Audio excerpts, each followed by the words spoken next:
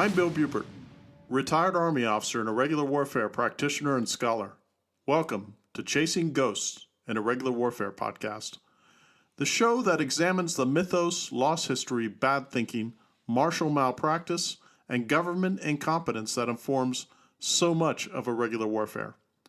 I want to peek behind the curtain at the vast machinery and briar patch politics of insurgency and counterinsurgency, and everything in between. Now, let's go ghost hunting together. Hello, this is Bill, and welcome to episode 4 of Chasing Ghosts, an Irregular Warfare podcast. This particular episode is entitled The Other Fight, Understanding Conventional Warfare.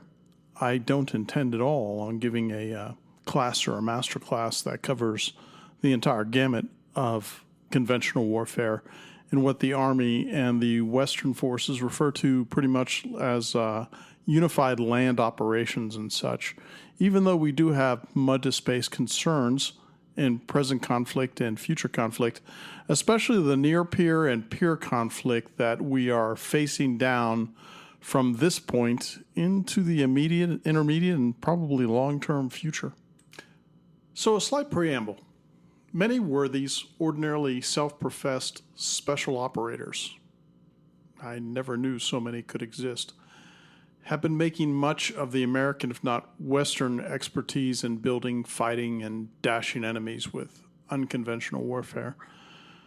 Whether that's our disasters in Iraq, the U.S. disaster in Afghanistan, the U.S. disaster in Libya, in Syria, in the Horn of Africa, in all these other moments when the American intelligentsia, ruling class, and defense intellectuals find themselves with a grenade in which the pen has been removed, they find it exploding in their pants because they didn't realize it was there and they hadn't extrapolated nor done the second and third order effects speculation to determine what's going to happen if the following chess pieces on this global chessboard start to either collide or turn into a cavalcade of calamities, as so much of Western foreign policy has been since the end of World War II. Now, per unconventional warfare, it's a myth that there is an expertise here when it comes to the conduct thereof by the U.S., if not, for the most part, most Western forces. Per unconventional warfare, modern post-World War II U.S. Special Operations Forces never do long dwell time partisan guerrilla creation and improvement, because foreign internal defense, referred to as FID, does not a guerrilla make. They didn't even do it in Vietnam, 6-month rotations in and out for the most part. The 39th Special Forces Detachment, 1st Special Forces Regiment, was apparently tasked with this mission in Berlin for partisan activation, but demobilized in 1984. That mission never materialized. Of course, some secret squirrel government apparatchik can huff and puff it's been done, but it's a state secret, don't you know? Yeah, right, so we can't talk about it. I find it most interesting that counterinsurgency dominates all the statist literature on how to prosecute these conflicts. You know in the past, if you've listened to other episodes, that in agreement with Douglas Porch, I characterize most of what is referred to as counterinsurgency as more neo-colonial small wars warfare than anything else. Think of this much like the foolishness of countering improvised explosive devices, IEDs, the task forces, the technology, the billions of dollars that are spent, and think tank bloviations on how to technically defeat mind warfare, which has been in existence for millennia, because IED warfare is mind warfare, which, whether waterborne, littoral, blue water, or landborne, mind warfare has been around for a very long time. Now, why haven't the Mandarins bothered to nominate massive brain trusts and expenditures of tens of billions on counter-rifle warfare or counter-grenade warfare or such arcana? We all know why.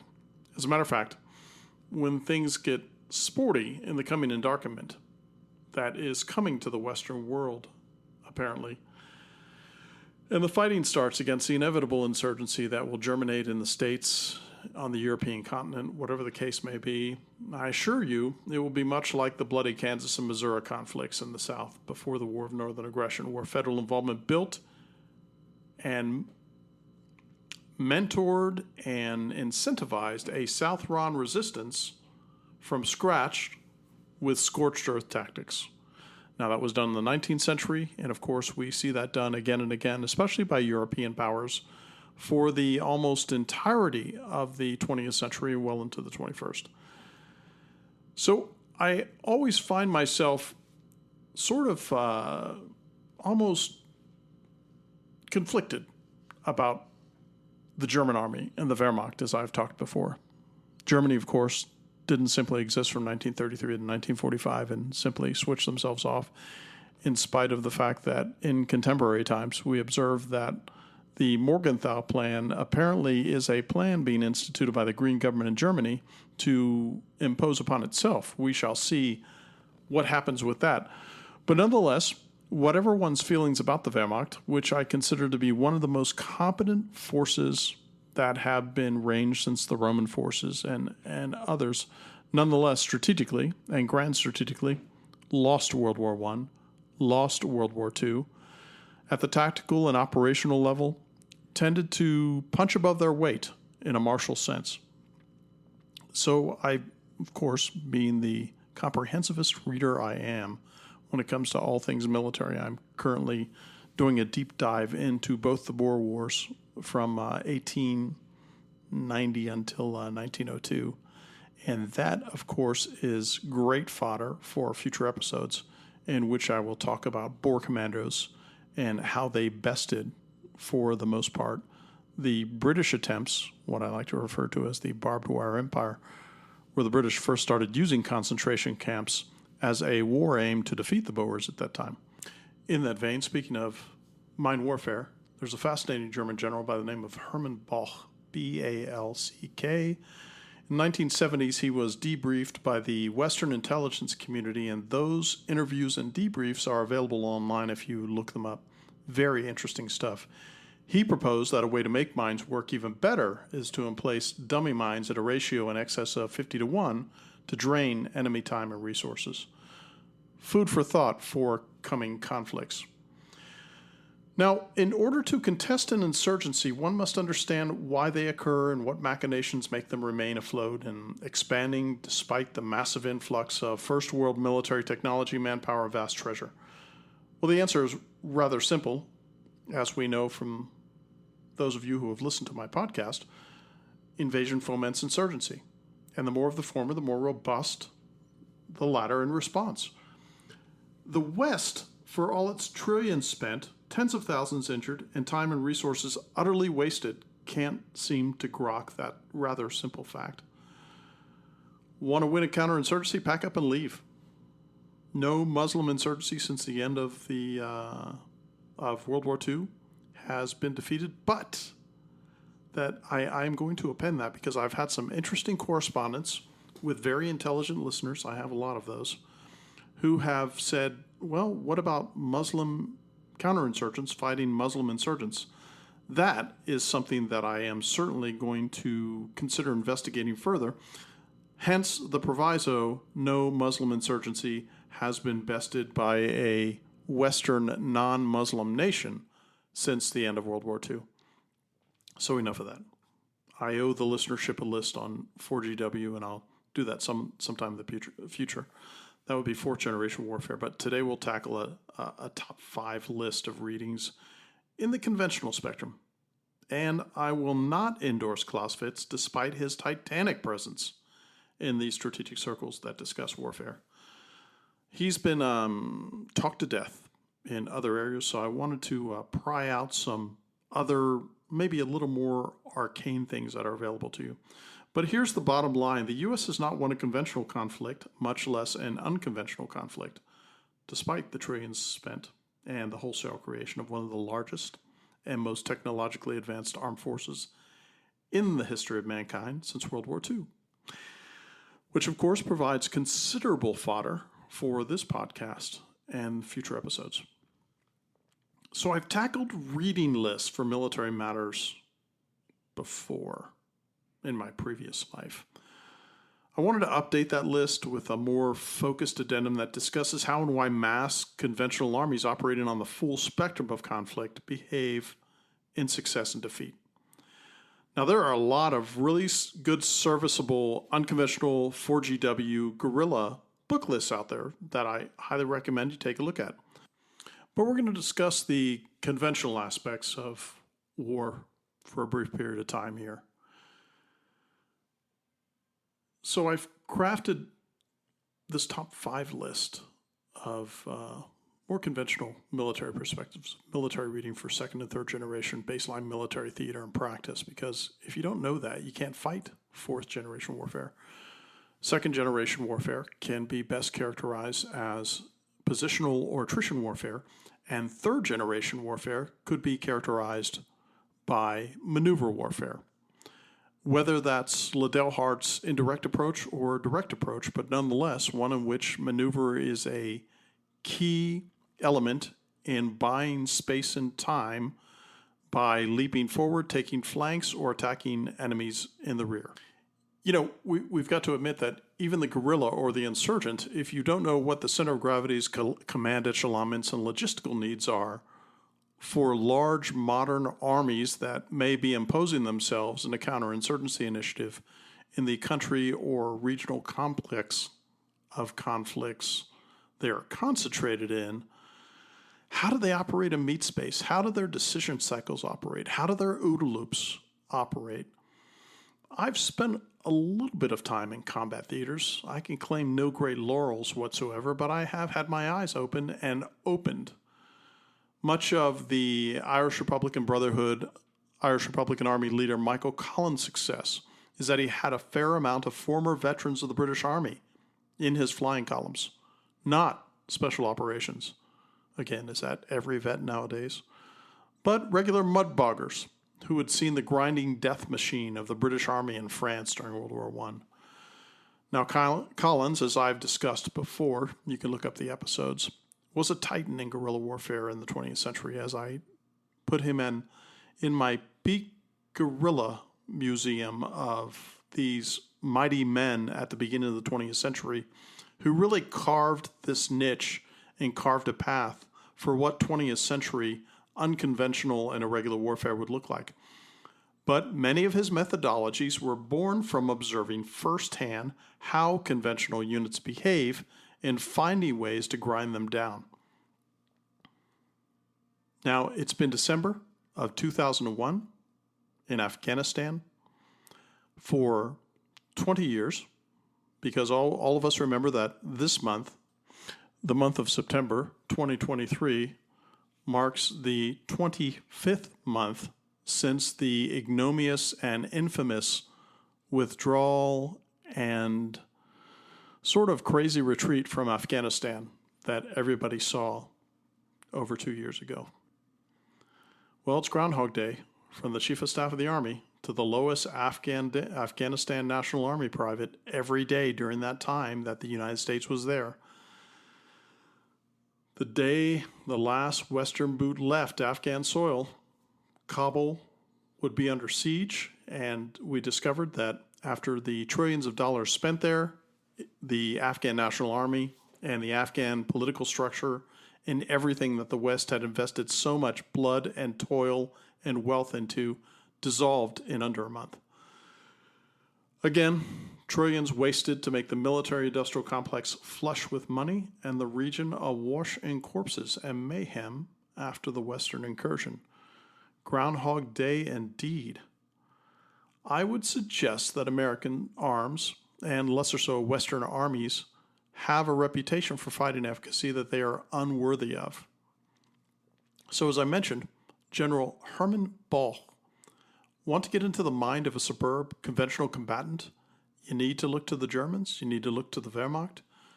Balch in particular. There are a number of others. Do you want to get into the mind of a superb unconventional combatant? Again, look to the Germans. In this case, it would be General Paul Emil von Lettow-Vorbeck, World War I, who in November 1918, as I had mentioned before in my peak guerrilla episode, stood as the only undefeated German general on the face of the planet in November 1918.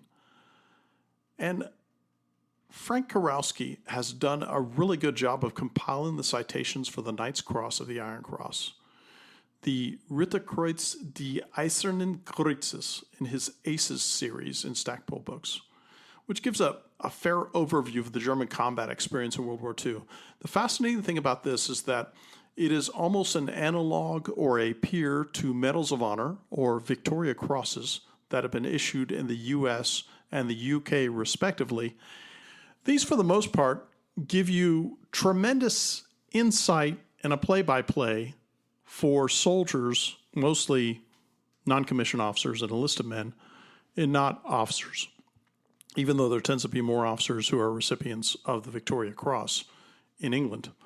It gives you an insight into that small unit combat, the fact that the fire team, the squad, and a little more so the platoon are the bleeding edge of every armed conflict that takes place in a conventional sense. The translation can be challenging at times, and the descriptions don't nuance the individuals to a degree that I would enjoy, but it gives credence to why the Allies had their hands full fighting German forces in parity up until April-May 1945.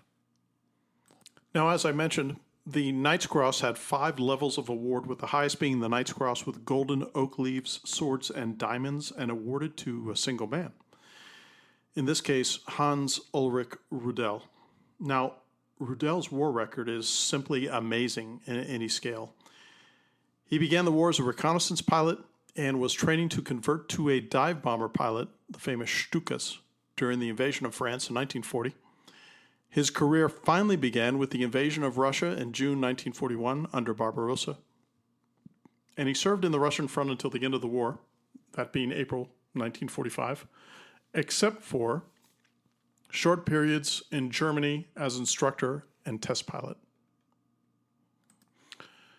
So in the next 4 years, he flew a total of 2,530 combat sorties, in which he destroyed 519 Russian tanks, 150 artillery guns, 1,000 vehicles, a battleship, believe it or not, the USSR Marat. I urge you to look that up. 2 cruisers, a destroyer, 70 landing craft, and also shot down 11 aircraft, most Russian. He was shot down 30 times, lost a leg, which didn't stop him at all, and performed numerous acts of sacrifice and heroism. Rudel had the rare combination of great warrior skills and tons of luck, and I am always of a mind that a lot of luck is due to meticulous planning on your part and assuming, or at least being mentored and coached into finally getting a conscious and eventually unconscious competence in the craft that you pursue. And of course, years of intense daily fighting to fully exploit them, which is how he reached such an amazing record, for which he became the highest decorated German soldier during the war. So what is the fulcrum of this German brilliance in warfare? Remember, I'm trying to characterize to a larger extent here conventional operations versus the unconventional operations that are the bread and butter of this podcast series. The Germans codified and trained in adaptive awareness of evolution of arms down to the platoon level, and I would suggest that this was also instantiated at the fire team and squad level during a conflict, and employed Auftragstaktik, which I've mentioned before, which is mission command, down to the lowest level possible. Again, the Prussian culture of disobedience that had characterized the German army since 1805, after the reforms took place under mostly Prussian tutelage. They pressed home the advantage of initiative in every combatant scenario. They made it so that, much like our U.S. Forest Service does something called incident command, the first person at the edge of a conflagration, or in this case, conflict, is the one who ultimately sees the task through, because they've been at the bleeding edge the longest, they have the most experience with that particular event, and they're the ones who know through the friction and fog of war what needs to be done to finally prevail against the enemy that they're fighting. The entire army was built around that concept that friction, again, Clausewitz, always sunders the best laid plans. And a full knowledge of intent for the mission will allow commanders to be flexible and creative in meeting the end state. In this case, of course, intent is worth more than 1,000 words. Intent is that who, what, where, why picture. Notice I didn't say how. Who, what, where, why picture given by the upper echelons of command to the lower echelons of command and all the parts and pieces on the war chessboard who are going to be performing all of their warfighting. They are left with the ability that's granted to them of taking initiative when the plan goes awry and they have to do something else without seeking permission from above. So everything in war is very simple, Clausewitz notes, but the simplest thing is difficult. If you take the time to read the interview with General Balch, you'll see where this is possible with entire armies at the echelon that he was at. It's incredible to read the interviews with him, and I happen to have a book that, unfortunately, because I am moving, I have boxed a lot of my books, so I couldn't get it out for this particular podcast episode. But he was able, not only through the competence of the echelonments that he commanded at the time in Russia, he could do things to such an exquisite timing and ability for coordination and synchronization that he could actually walk artillery fires danger close to his advancing forces, who, through radio means, constant communications, and the trust that he had in his subordinates to shift and jig and jog and make all the changes and nip and tuck that they would for the plan to make sure that the intent was met. Sure, they lost the grand strategic war in World War II. There's no doubt about that. The incompetence and the incoherence of the National Socialist cognitive indifference to emerging events, craven and politically cowardly German general staff, much like the American Pentagon today, and the cacocracy assured no victory would come, no matter how ferocious or effective German arms.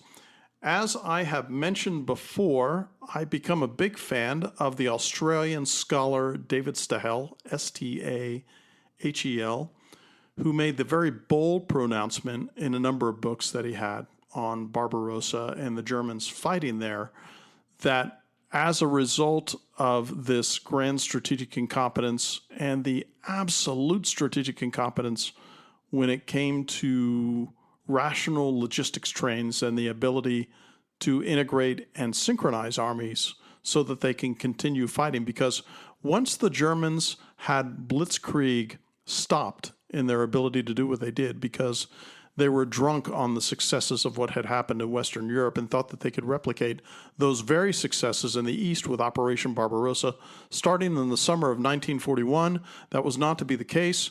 And the German General Staff and the German Army had not trained for what would happen if not only were there logistical tails in the hazard, but in positional warfare. How would they fare against an enemy who could quite literally lose divisions, corps, and armies, and from 1943 to 1945, quite literally reconstitute themselves many times over?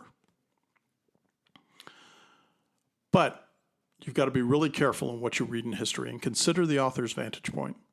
There's been a huge historiographical error in the West in attempting to demonize all things German because of the 12 years that I had mentioned. In a country that wasn't fully born as a country until the 1870s. The same has also occurred in assessing what I consider a miraculous turnaround for Soviet operational and strategic competence from 1943 and 1945. When I lecture on anti-fragility in systems engineering or anti-fragility in future conflict, and I've spoken of anti-fragility in previous episodes, I always use this astounding Russian renaissance and reanimation of their operational forces and strategic forces. And I mentioned before, take a look at what happened to the Japanese at the hands of the Germans on the day after the bomb hit days after the bomb hit Hiroshima and Nagasaki in 1945. It makes Barbarossa, as far as sheer numbers, pale in comparison. I suspect the world has never seen such a rapid martial maturation as the turnaround in Soviet operational and strategic competence from 1943 to 1945. I happen to think U.S. entry into the world wars was a tremendous error, but that's fodder for another podcast episode. But the communists beat the National Socialists, not the West. And of course, the communists had plenty of help from the West, as I talk about in my review of McMeekin's book, Stalin's War. What you discover in all of this is that we don't seem to have learned much from that conflict. I get the importance of small unit tactics at the squad and platoon level. And there's no doubt that the West has some talent, but the fight is just going to be longer and harder than anyone can envision now, with contesting regional hegemons like Russia, BRICS coalitions, or China all by their lonesomes. But guess what? None of the green suiters, retired or otherwise, and the flag officers are just awful, have the answer for turning this ship around. So here's 5 authors in no particular order whose writing will lend a less tin ear to how second and third generation armies work in the full spectrum of conflict. I think if you take a look at these books, whether you read them in total or just go through them and discover what it is you think is right for fixing, adjusting, or expanding your current comprehension of conventional warfare. Of course, it almost seems de rigueur to make this recommendation, but I can't do this otherwise. Sun Tzu, I highly recommend that the brilliant, simple, and still relevant, and much better than Clausewitz as far as accessibility, to distill the essence of both direct and indirect approaches. I also recommend the works of his grandson, Sun Pin, as an accompaniment to the text once you read Sun Tzu, and you can read Sun Tzu in an evening. The translator, Ralph D. Sawyer, has done a terrific job translating many ancient Chinese military texts for modern audiences. Can't recommend his work highly enough, and the totality of the reading is a tremendous boon to the armchair strategist. I mentioned Sun Pin. Is he grandson or great-grandson of Sun Tzu? He took his ancestors' writings, and I think he gave it a new twist that resonates to this day. Colonel John Boyd. Boyd is one of my favorite post-World War II military thinkers. Not perfect, but very interesting, who really expands the edge of the cognitive envelope. He's responsible for popularizing, discovering the concept of the OODA loop: observe, orient, decide, and act.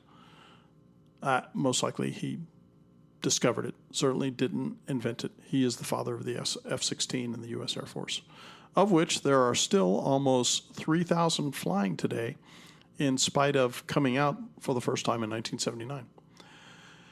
You know, he's one of the few folks here who wielded a tremendous influence without leaving behind a significant book or even library of his works to cogitate on.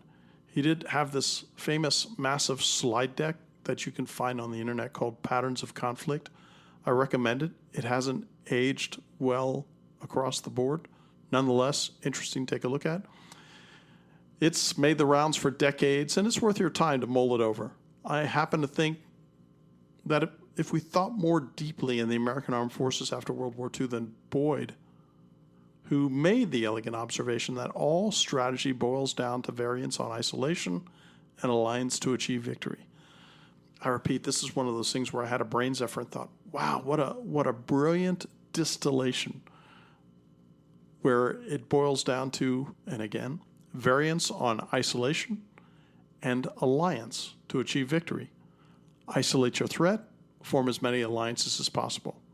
This, of course, is one way that the West did manage to win World War II. I also recommend Don Vandergriff. He's written a host of books. Don and I happen to be friends. We correspond on occasion. We even see each other in meet space, probably once every 2 years. He lives on the East Coast. I live in the Inland West, although I will be moving to the East Coast, Florida in particular, in October of this year. Don's he's a cool cat. He retired from the Army as a major, sort of a contemporary of mine. He was always involved in trying to fix the ghastly personnel system in the U.S. Army that gives us these middling and low information flag officers that the Army has been plagued with for the last 50 years. He did his best to try to fix that, wasn't able to do so, didn't have the chutzpah nor the horsepower to make those changes, but he made great recommendations. He's also the one who turned me on to studying the German way of war, like Mr. Muth, who I mentioned below. And he gives a scintillating reading of the German General Staff from 1901 to 1940. The evolution actually began in 1805, as I mentioned before. And while Don and I have filled in the blanks on some of the advantages of German staff systems when we both advised in Afghanistan, nonetheless, we were just making very minor contributions even there. Don's a champion of Auftragstaktik and mission type orders that I mentioned earlier, and I dare say he may be the foremost authority in America on that very topic. Despite his decades-long battle to get the U.S. Armed Forces to make it part of the way it does business, it has happened. ADP, ADRP 3.0, it's actually entitled Mission Command, but the U.S. Army, being the sclerotic, arthritic, and closed-minded, cloistered association of soldiering that it is, I think it's much more lip service than it is an actual embrasure of Auftragstaktik and that kind of practicing of harnessing intent to a lot of freedom of action for lower subordinate organizations. Happens in Special Operations Forces a lot, not so much in Big Green Army. So I do think they simply give it lip service. I have all his books. Raising the Bar is the best introduction to the nuts and bolts of applying the German methodology to Western forces today. He calls his methodology the Adaptive Course Model, ACM, and states its purpose as, quote, creating leaders who understand and practice adaptability while encouraging Army senior leaders to nurture this trait in their subordinates, end of quote. You have heard me say in the past that when one looks at conflict around the world, what you discover is that big or small, whatever the case may be, conventional or unconventional, warfare in human terms is the largest conflict of complex adaptive systems coming to the fore and fighting against each other. Hence the friction, hence the fog, hence the plans that go awry, hence the roll of the dice and who's going to win and who's not going to win, hence the winning of operational, maybe even tactical objectives, but losing the war in the long run, much like happened in Vietnam. By the way, I finished Way by Bowden, Way 1968, about the Battle of Tet. Very interesting. I did not realize just how instrumental that particular conflict was in turning around the fortunes of the West in Vietnam. And for those who have never been in the legions, I suspect his ambitions will never see the light of day, despite ADP and ADRP 3.0. Ran into an interesting guy named George Muth. I hope I'm pronouncing his name correctly. I love Martin van Creveld. I don't want to listen to him because he has some kind of speech impediment that may be for health reasons, where I can't watch him speak because it drives me to distraction. But nonetheless, his books are brilliant. I thought that Fighting Power was groundbreaking, but it left me wanting a fuller analysis. And on that, Muth delivers. What Van Creveld talked about in Fighting Power is he talked about a comparison between the German armies and the American armies and the officer corps and where they came from. And he sort of answers the question culturally, educationally, and why the two armies differed and what they were able to achieve by doing the deep dive analysis on them respectively. I urge you to read the book. It's a thin tome, probably 150 pages. So George Muth wrote a book called Command Culture, Officer Education in the U.S. Army and the German Armed Forces, 1901 to 1940, and the Consequences for World War II. And I think to a certain extent, he provides a little more rigorous analytical heft and heavy lifting than Van Creveld did, which is uncharacteristic for Van Creveld, but nonetheless, there it is. Trevor Dupuy agrees in his seminal work on the subject. Dupuy's Encyclopedia of Military History, second edition, has been a constant desk companion for me. I would urge all of you, if you can get a copy of it used or whatever the case may be, very useful. Again, Muth does a deep dive, as do some others. There is another Israeli historian who was recommended to me by one of my correspondents, who goes by the initials EF. That book is Transforming Command, The Pursuit of Mission Command in the U.S., British, and Israeli Forces by Eitan Shamir. Highly recommend this book. Haven't finished it yet. On the way. So as a companion to Van Creveld's book, and more so to George Muth's book, highly recommend these as a great, not only introduction, but food for thought and an intellectual lifting engine for considering just how this stuff works. You know, like all areas of inquiry, one can start to get what Mortimer Adler called syntopical reading, when a conversation and interrogation of 3 to 5 books on a subject will get the intellectual engines roaring. And if you're an active reader and you pay enough attention, Mortimer Adler, of course, being the colleague to Clifton Fadiman, who created the great books of the Western world out of the Encyclopedia Britannica in the 50s and 60s. The subject's vast and complex, but you don't have to spend a lifetime in the legions to understand it. Most retired veterans that I know of have zero historical context, and most of them, especially those who even have achieved field grade rank or flag grade rank, have a middling grasp of operational and strategic art. Now, look, this is just the beginning of what I would hope would become a lifetime of study for all of my listeners. I have a vast library, and my wife, of course, complains about the fact that I do buy more books. And in Umberto Eco's words, I have a library and an anti-library. The library would be all the books that I read cover to cover. The anti-library would be A-N-T-E library. The anti-library would be the books I use for reference. For instance, I had mentioned Dupuy's history of 3,500 years of warfare. That's a constant desk side companion for me. Of course, I haven't read that start to finish or cover to cover. That's not its purpose or utility. I have books that range anywhere from South African Bush War vehicles that were used to 19th century equipage that was used in the Victorian Army. And these kind of things are going to send you on all kinds of different subgenres within military history, economic history, wherever you may find yourself.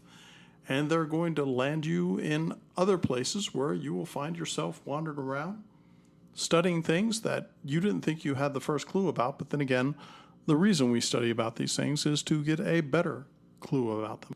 I'd like to end this with a few book recommendations on grand strategy, which is something that we really haven't teased about very much during this entire podcast series. Colin S. Gray is one of my favorite, strategists when it comes to teaching me the rudiments and even the intermediate and advanced understandings and implementations of strategy. I recommend Fighting Talk and Strategy and History as two of those. I also recommend Johnston's Cultural Realism, Strategic Culture and Grand Strategy in Chinese History if you find Sun Tzu and Sun Pin having you wanting more.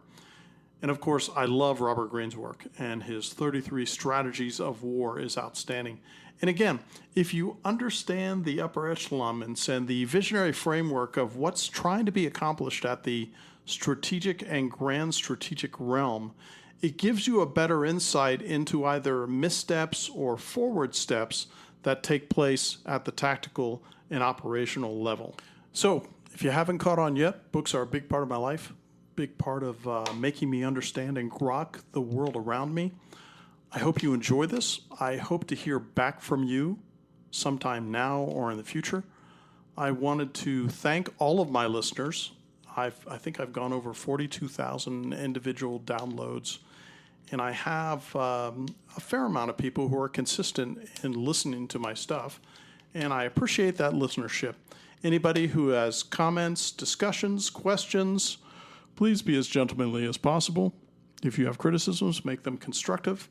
Is at cgpodcast@pm.me. That is cgpodcast@pm.me. This is Bill, out.